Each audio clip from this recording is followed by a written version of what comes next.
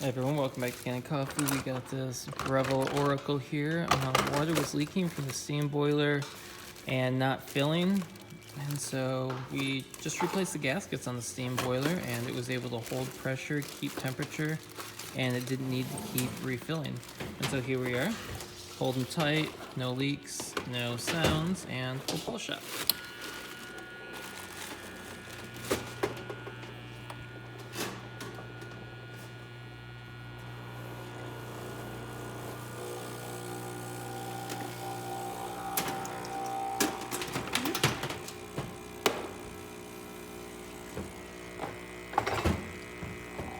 Pretty good extraction, although a little fast. We used 18 grams, looks like we probably could use 21.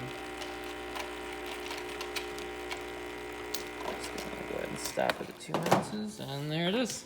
Breville working once again. Thanks for tuning in to Kanen Coffee. Please like our videos. If you like our videos, please subscribe to our channel.